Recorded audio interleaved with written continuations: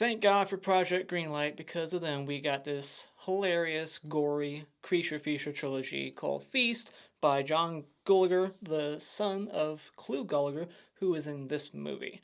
And this is written and directed, no, not written and directed. This is written by Patrick Melton and Marcus Dunstan, who did the Saw sequels, and they're going to do the upcoming Final Destination movie, supposedly, if that is ever freaking made. I've heard about it for like 3 years now. Come on, fucking make it already. And of course, they did the collection in the collector, not the collected. They were gonna make that movie, but then it's stuck in development hell now, I guess. So that's a shame. But yeah, this movie is just simple, gory, fun. There's not a whole lot of plot. It's just a group of people in a bar trying to fight for their lives, and that's it. That's really the story. They're just in a bar, creatures are attacking, and they gotta try to survive the night. That is the story. So, yeah, this movie is executive produced by Wes Craven and Matt Damon and Ben Affleck and the Weinsteins. It's crazy how many big names I see on this poster, but yeah, they produced it. And let's get into it. What do I like about this movie? The positives. I like the whole introduction cards, if that's what you want to call them. That whole gimmick of when we see a new character, they freeze frame and they say the name of the person, their job, and their life expectancy. How like one of them's like expect them to die soon, or this person's gonna die 70 minutes in, and this one more than likely will make it, and they're not gonna kill a guy in a wheelchair, are they? Like everything those things say are pretty funny. I like all of them. So the humor is just outrageous in this movie. It's very silly, over the top. The violence, the gore. Spoiler: they kill a kid, but it's pretty early on, so I feel like it's not that much of a spoiler. It's whatever. They kill a kid, so that's fucking awesome. They have this kid getting eaten alive, which is one of the worst ways to go. I'm sorry. How can I do?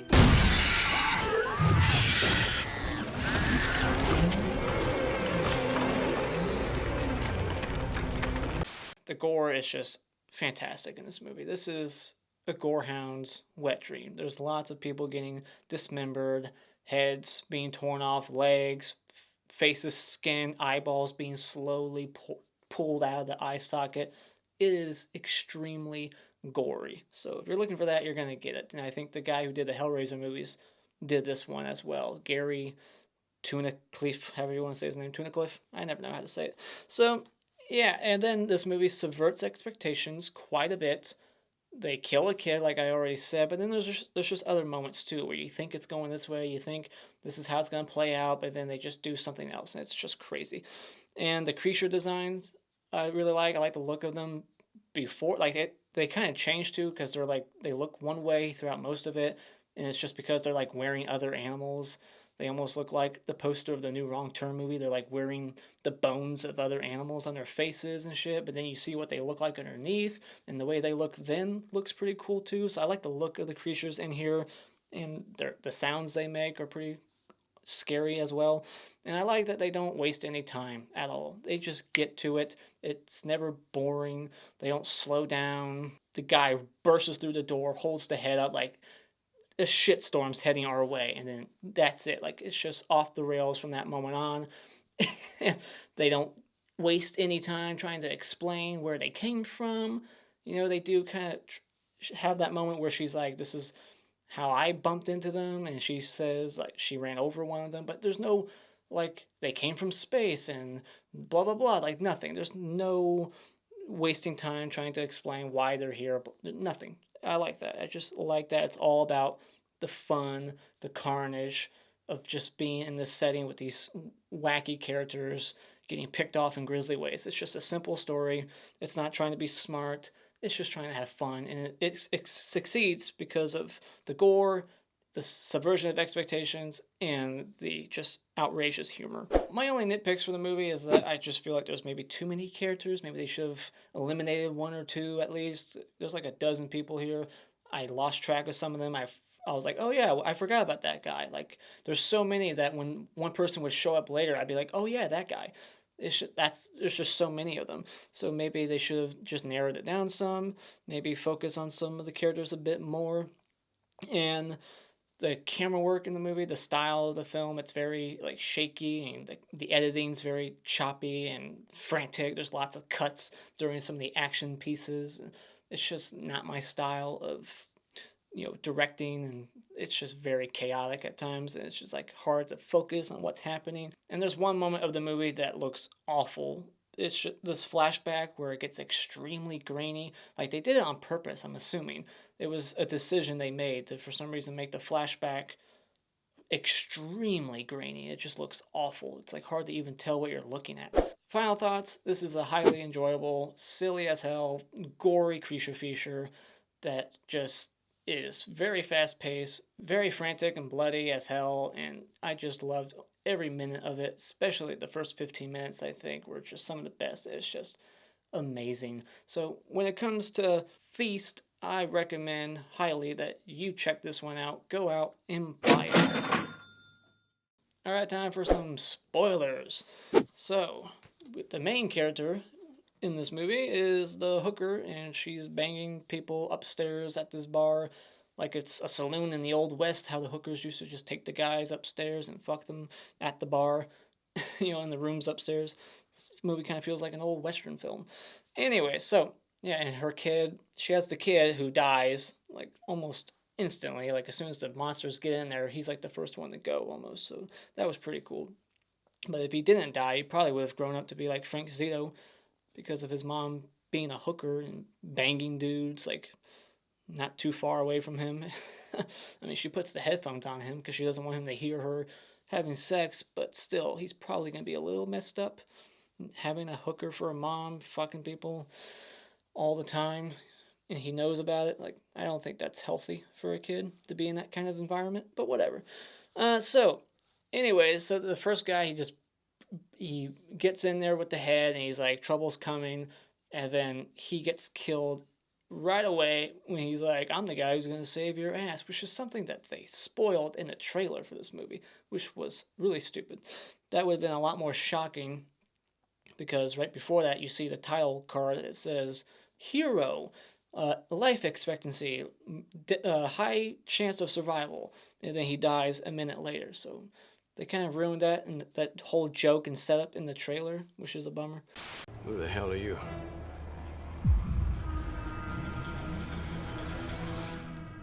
I'm the guy that's gonna save your ass.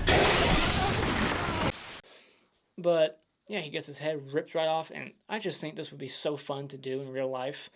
Not hold a gun like him, but just walk into a bar covered in blood, holding a fake, convincing monster head, and say the same shit that he's saying. That would be so fun, just to see the reaction from people. Like there's monsters coming, and throw it on the bar, like, lock up, call 911. Like, just to see what people. I would love to do that.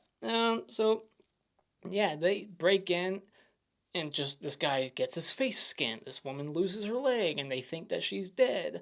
But of course, we find out later on that she's not dead. She just kind of passed out from blood loss. And of course, the black guy, after the hero gets killed, the first guy to get killed after that is the black guy. So we got that trope going on here. And this guy gets vomited on twice. It's just gross as hell. All that green bile on him, and then his veins, the way his body starts to look towards the end, and he gets it the worst. And he's like the dork character. Like, every character in this movie, they don't have like a real name. Like, one of them's Honey Pie. The one guy's name was just Hero, I think, and they don't have real names. This guy was called Dork, I think. We find out that they eat their own dead children, the aliens. They throw one of their dead babies out there, and then they just eat it. Like, they thought that they were, getting one up on them. Like, haha, like, how's this feel, fucker? They're like, whatever. And they just eat the dead baby, and then reproduce right away. So these things reproduce pretty quick. And this is when we get that flashback footage, which looks extremely awful. It's terrible looking. And we get this awesome eye pulled out of, like, this eye pulling scene, something straight out of like a Fulci film. It is brutal. It lingers on screen for so long.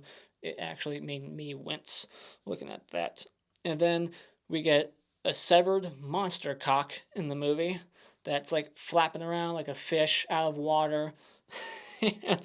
And so then there's all these maggots in the guy's eyes. Something's again like a Fulci film. He looked like the zombie poster with the maggots in his eye. And so out of all the dead bodies, they decide to strap these bombs onto the girl, just the one person who's more than likely still alive, because all she did was lose like the lower half of her leg. They didn't check her pulse, really. Like, the other people were clearly dead. Why didn't they just strap bombs to them? Maybe they chose her because they thought maybe she would weigh less and they had to like drag her up the stairs. I don't know, it's just a convenience that they chose her body and she's the one that's still alive.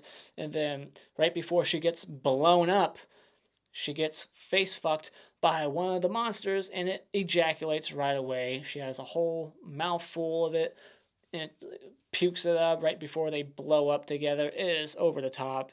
Maybe a little too far. Probably went a little too far with that joke. It's disgusting. Ugh. And then the one person gets killed by friendly fire. Again, didn't see that coming. You think that this other girl who has like this daughter that she's trying to, rescue by the end of the movie. She's like, we gotta get out of here. I gotta rescue my daughter. She's at this location. Blah, blah, blah. She gets shot by Henry Rollins, I think, the guy from Wrong Turn 2, who in this movie is the complete opposite of his character in Wrong Turn 2. In that one, he's like a survivalist Marine. In this one, he's like a douchey, like pacifist. So I thought that was interesting to see him play that kind of character. Around the same year, too, right? So, and then I love the title card of her. It says, like, after her kids kill, it says she's dealing with the loss of her child fairly well. I like that they used the pacifist guy as, like, what do you call it? Those things that you, like, hit the doors with, like the SWAT people do. They use his head to break open a door. So that was pretty brutal also. And then we got like this whole Donkey Kong method where they put this chick in an empty wooden barrel and roll her out. And then she gets in the car and she's going to take off without them, which she does. So, and then I think that character is in the second and third movie. I've only seen him once, almost like 10 years ago. It's been a while. But Honey Pie, the character who takes off without them, she's the main character, I think, in part 2. So, and the Clu Gulager, he dies of a heart attack right before he gets his throat ripped out. And, the one guy who's been, like, slowly deteriorating gets his head crushed. Awesome. So just lots of effects. And then we get, like, this homage to Just Before Dawn and Day of the Dead, where she sticks her fist and whole arm up to her elbow down the creature's throat, and then she's saying like choke on it. So you got like Just Before Dawn and Day of the Dead in that moment. So some cool little Easter eggs and homages to other films. And the old lady character, she just walks off and you forget about her. She just walks off at some point. And then in the closing, at the end credits, there's an end credit sequence where she's gets out of the closet and is immediately attacked by a creature that's still there. And those are my thoughts on Feast. Let me know what you thought about it in the comments below. And as always, if you like what you've seen here, you can hit this like button and become a subscriber today just by clicking on my cartoon face in about 5 seconds. And remember, it's just an opinion. You don't need to get butthurt about it.